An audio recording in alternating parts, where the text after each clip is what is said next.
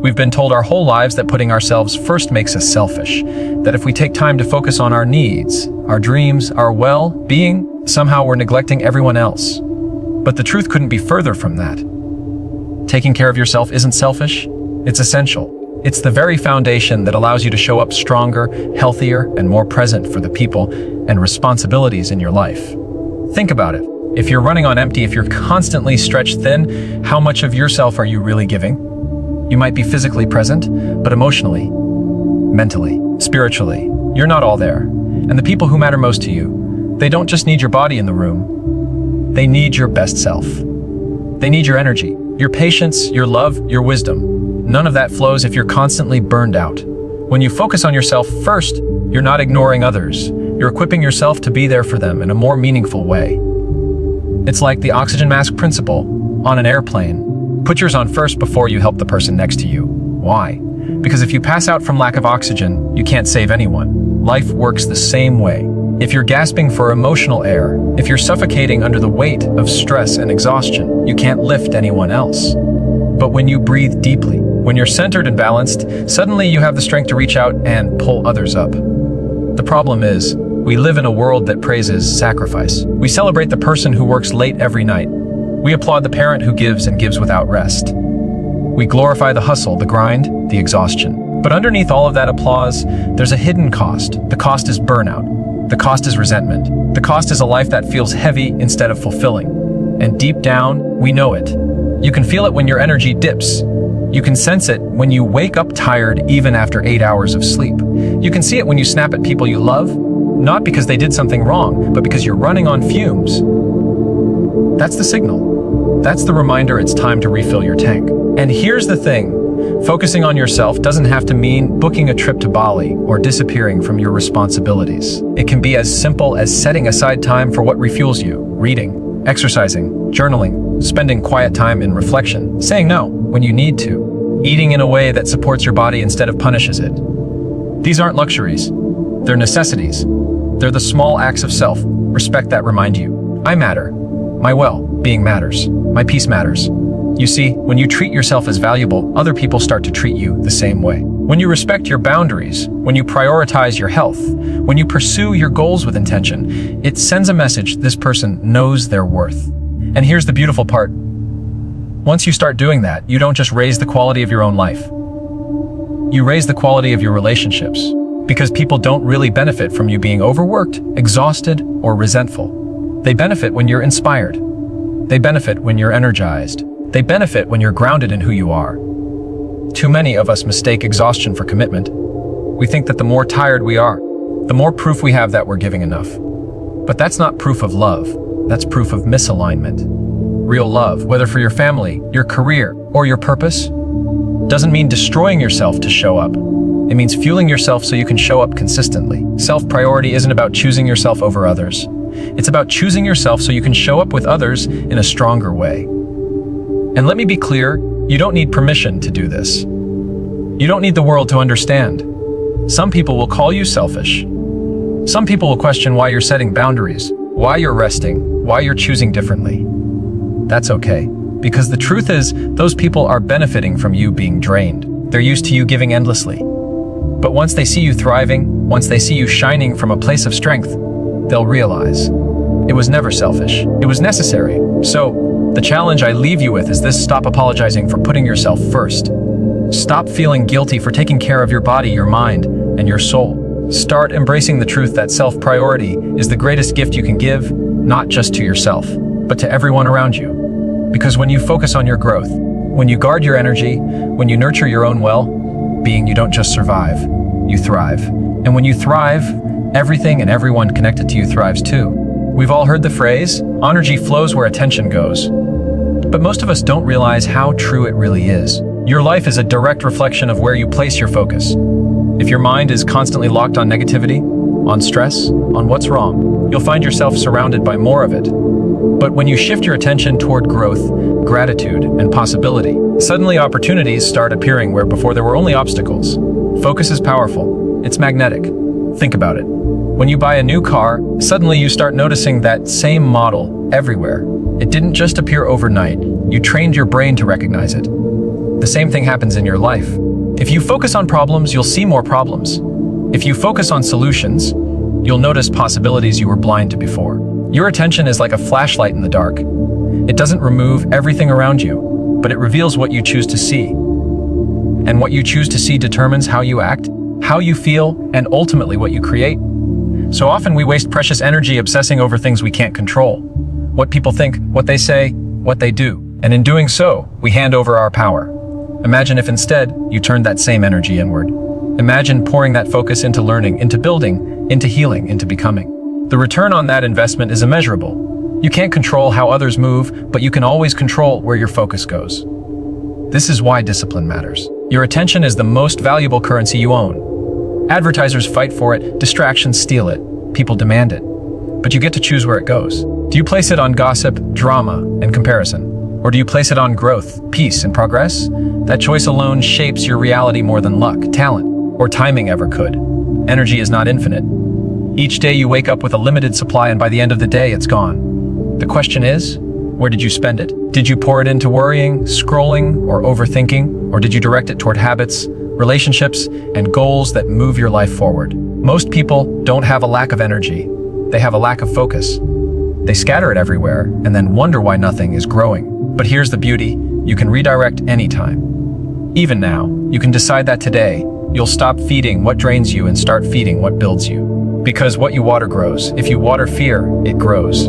If you water doubt, it grows. But if you water discipline, vision, and self-belief, those will grow too. And over time, what you choose to focus on becomes your reality. Life will always have noise. There will always be distractions, always be reasons to look outside yourself. But the people who thrive, the people who rise, are the ones who train their focus like a muscle. They block out the noise and aim their attention toward what matters most. And as they do, the energy of their life shifts. Not because the world changes overnight, but because they did. So ask yourself right now, where has your focus been? On what's missing or on what's possible? On who hurt you or on who you're becoming? On the doors that closed or on the doors waiting to open? Because the answer to that question explains why your life looks the way it does today. Shift your focus and you shift your future. Comparison is one of the most subtle but destructive habits we fall into. It sneaks up on us quietly. You scroll through your phone and see someone with the perfect job, the perfect body, the perfect relationship, and suddenly, without even realizing it, you measure your life against theirs. You were content a few minutes ago, but now you feel small, behind, maybe even unworthy. That is the trap of comparison. It steals the joy of where you are by convincing you that where someone else is must be better. Here's the truth. You can never win the game of comparison because the rules keep changing. The moment you think you've caught up, someone else will appear with more. More money, more success, more followers, more beauty, and the cycle repeats, keeping you stuck in a race that has no finish line. What makes this so dangerous is that comparison doesn't just affect how you feel. It affects how you act. It distracts you from your own path, your own growth, and pulls your energy toward chasing standards that were never meant for you in the first place. We forget that what we see from others is only the highlight reel, never the full story. The person smiling on social media may be struggling with depression. The couple posting perfect vacation pictures may be falling apart behind closed doors. The entrepreneur bragging about revenue might be drowning in debt. But when you compare your raw reality to their polished version of life, you always end up feeling less than. That's because you're playing a rigged game. And the cost isn't just your peace, it's your progress. Every minute you spend looking sideways is a minute you're not moving forward. When you compare yourself to others, you shift your attention from growth to insecurity, from gratitude to envy. You start measuring your worth not by who you are, but by who you're not. That mindset is poison. It will make you chase things that don't align with your values. It will make you settle for goals that don't light you up. And it will make you miss the beauty of your own journey. The only person you should be competing with is the person you were yesterday. That's the only race that matters. Did you grow? Did you learn? Did you push yourself a little further than before? That's progress. And progress, not perfection, is the real source of fulfillment.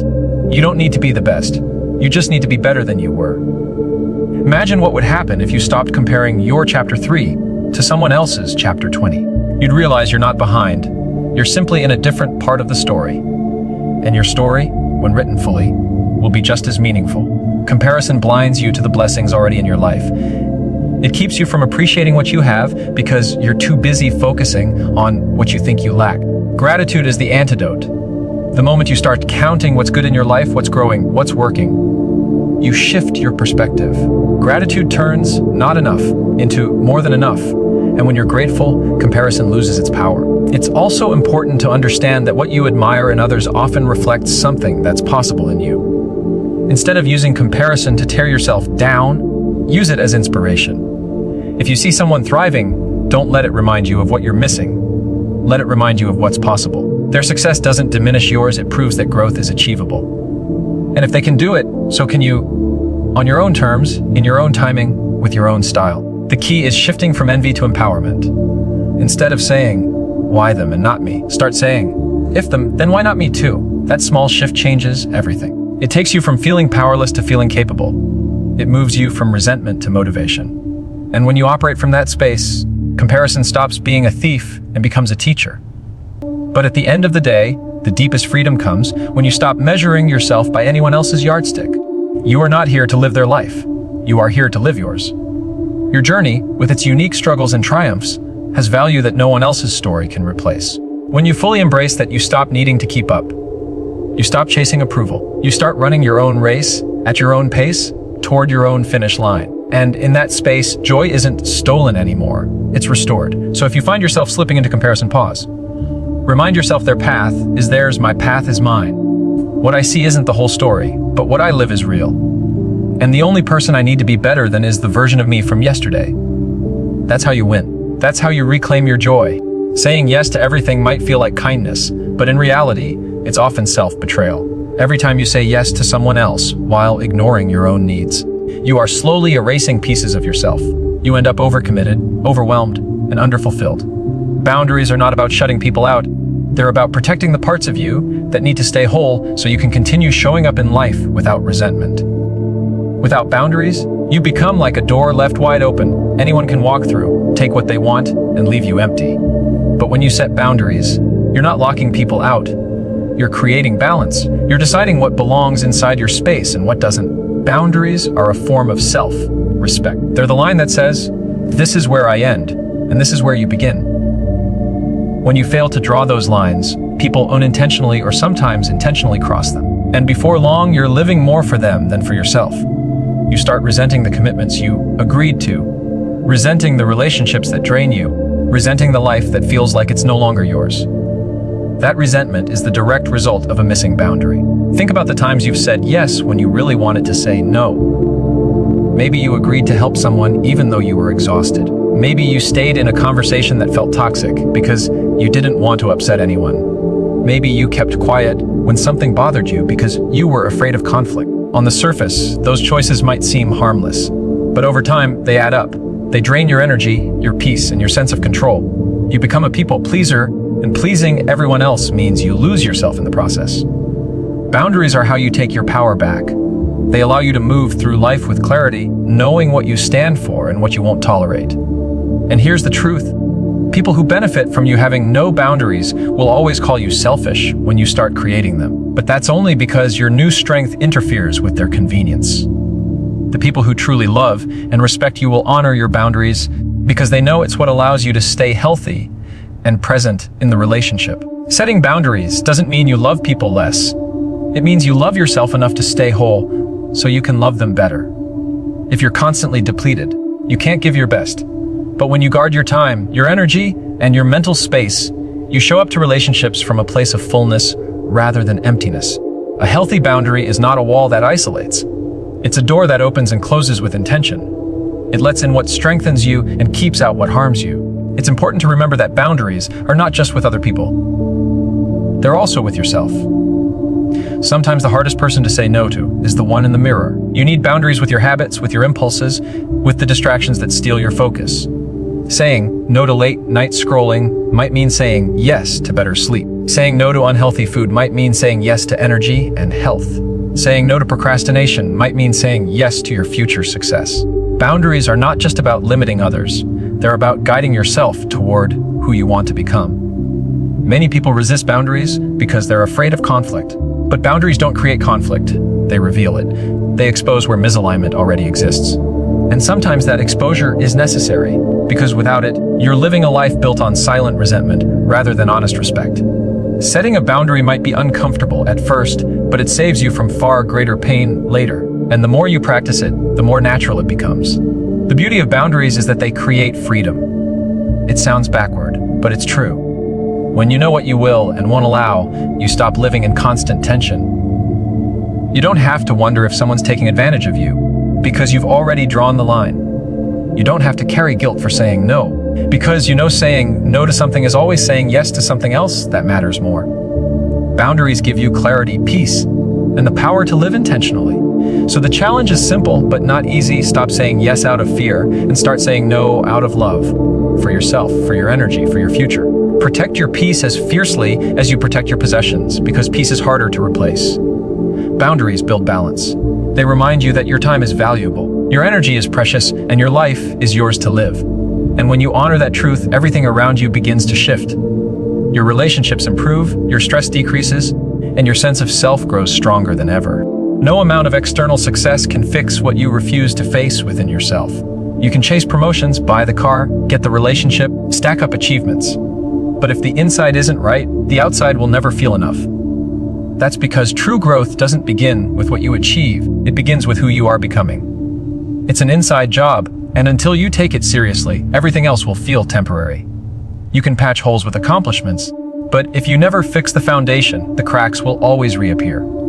So many of us live like we're building a house out of appearances. We put a beautiful front door on it, success, money, recognition. But inside the walls, things are crumbling. The truth is, people might admire the outside for a while, but you're the one who has to live on the inside every single day. That's why growth must start inward. If you're unhappy, if you're insecure, if you're angry or resentful, no external wind can cancel that out. Eventually, the inside will leak into the outside.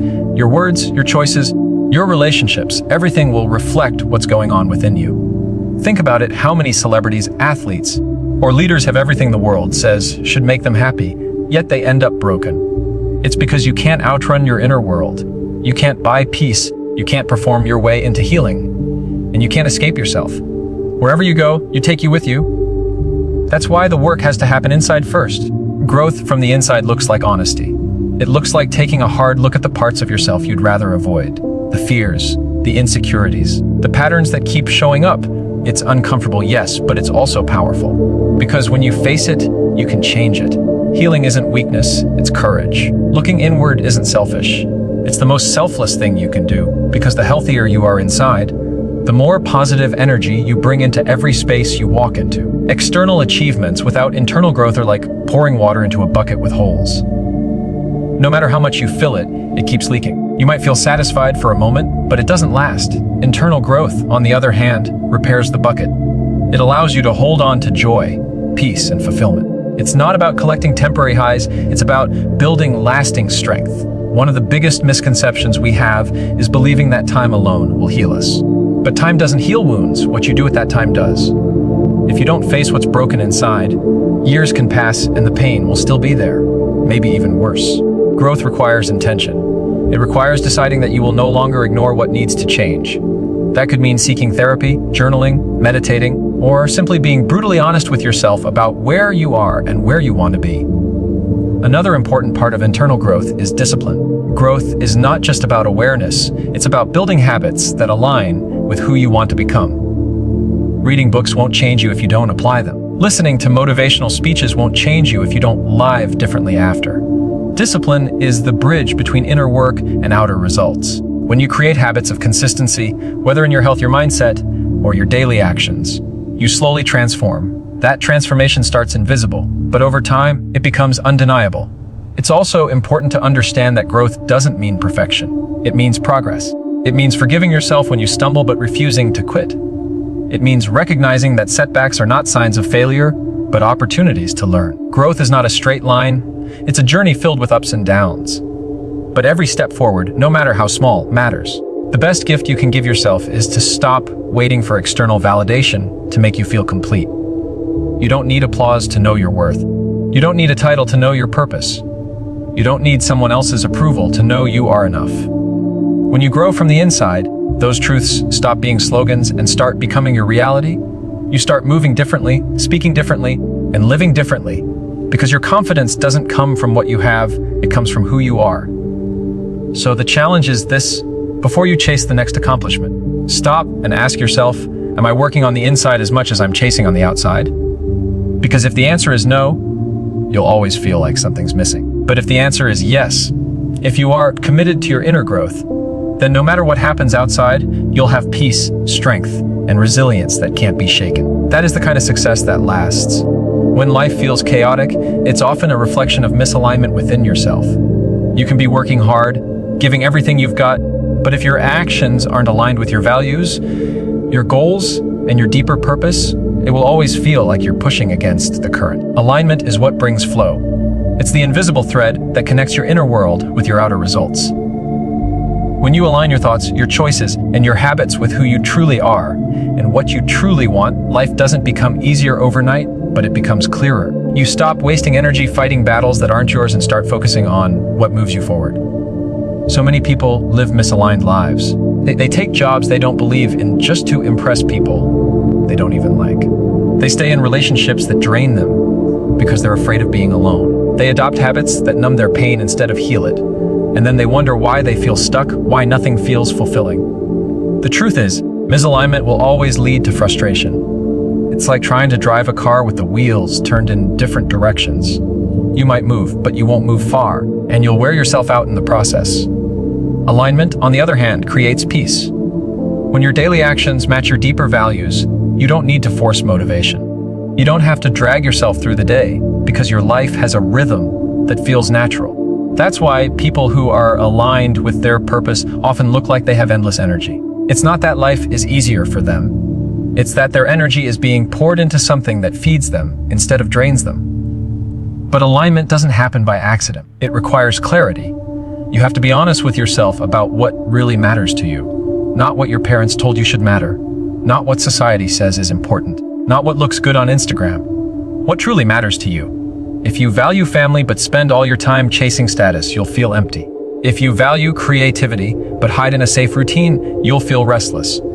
If you value growth but surround yourself with people who stay stagnant, you'll feel stuck. The first step to alignment is admitting what you really want, even if it scares you, even if it means disappointing others. Once you have that clarity, the next step is consistency. Alignment isn't just about big life decisions.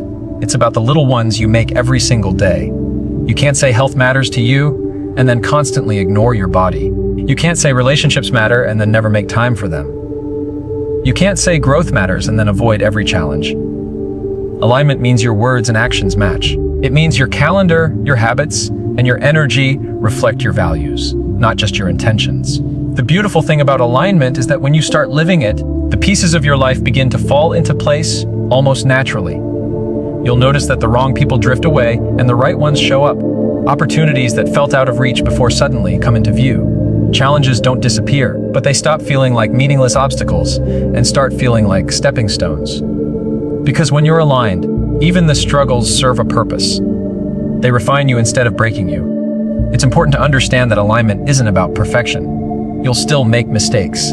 You'll still face setbacks. But even when you stumble, you'll know you're on the right path, because deep down it feels right. That feeling, that inner confirmation, is what makes all the difference. People who live in alignment don't need constant validation from others. They don't need to prove themselves, because they're already living in a way that proves who they are. Living aligned also creates freedom. It frees you from the exhausting need to fit into everyone else's expectations. It frees you from chasing things that don't belong to you. It frees you from the pressure to compare yourself to someone else's journey. Alignment says, this is my path, and I'm okay with it looking different. Because when you're aligned, you stop living for approval and start living for purpose. The challenge is that alignment often requires hard choices. It might mean walking away from a comfortable but unfulfilling situation. It might mean saying no to opportunities that don't fit your values, even if they look attractive from the outside. It might mean letting go of relationships that no longer align with who you are becoming. These choices aren't easy, but they're necessary. Because without them, you'll always be torn between who you are and who you pretend to be. So if you want fulfillment, stop searching for it in more money, more recognition, or more possessions. Start searching for it in alignment. Ask yourself, do my daily actions match my deepest values? Does my life reflect the person I want to become? If the answer is no, then it's time to realign. Because once you do, you'll notice something powerful. life begins to open up. Not because it's suddenly perfect, but because you are no longer fighting against yourself. You're moving with clarity, with purpose, with alignment. And when that happens, everything else falls into place.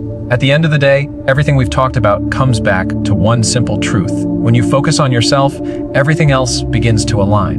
When you put yourself first, not out of selfishness but out of self-respect, you show up stronger for the people who matter. When you direct your energy inward, instead of wasting it on distractions, you create growth that lasts. When you stop comparing yourself to everyone else, you reclaim your joy. When you set boundaries, you protect your peace. When you commit to inner growth, you build a foundation that no storm can shake. And when you live in alignment, life stops feeling like a fight and starts feeling like flow. So my challenge to you is this: stop waiting for the world to give you permission. Stop chasing what doesn't belong to you. Stop exhausting yourself trying to please people who will never be satisfied. Choose you. Choose your growth. Choose your peace. Because the moment you do, you'll notice something powerful. The people, the opportunities, and the life meant for you will rise to meet you. Focus on yourself and watch everything fall into place.